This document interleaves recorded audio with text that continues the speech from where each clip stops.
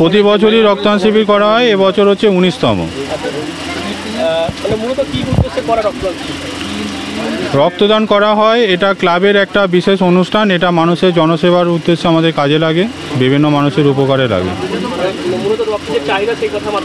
অবশ্যই রক্তের চাহিদার কথা মাথায় রেখে প্রতি বছর গলগাছা তুফান সঙ্গে রক্তদান শিবির অনুষ্ঠিত করে।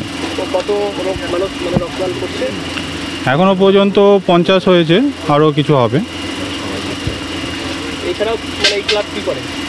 এছাড়াও ক্লাব আরও বিভিন্ন রকম সামাজিক কাজের মধ্যে যুক্ত, যেমন এই রক্তদান শিবিরের সঙ্গে সঙ্গে আমাদের অনুষ্ঠিত হচ্ছে ফ্রিতে হেলথ চেক আপ, প্লাস আমাদেরকে দুর্গাপুজো, কালী পুজো বিভিন্ন অনুষ্ঠান হয়, খেলা সাংস্কৃতিক অনুষ্ঠান হয়, ফুটবল টুর্নামেন্ট, আমাদের পোশাক প্রতিযোগিতা। এছাড়াও গরিব মানুষদের বিভিন্ন সময় বিভিন্ন উপকার করা হয়।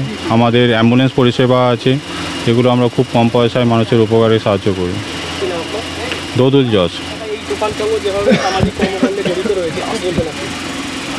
তুফান সংঘ এবছর 19তম বর্ষে পদার্পণ করলো।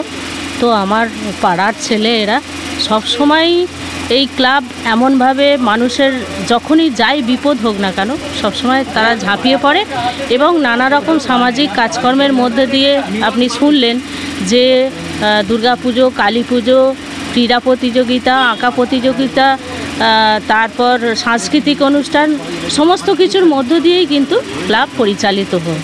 এবং আমার এই সমস্ত আজকে দেখবেন এখানে বয়োজ্যেষ্ঠ গুরুজনেরাও আছেন এবং ছোট ছোট ছেলেরাও আছে।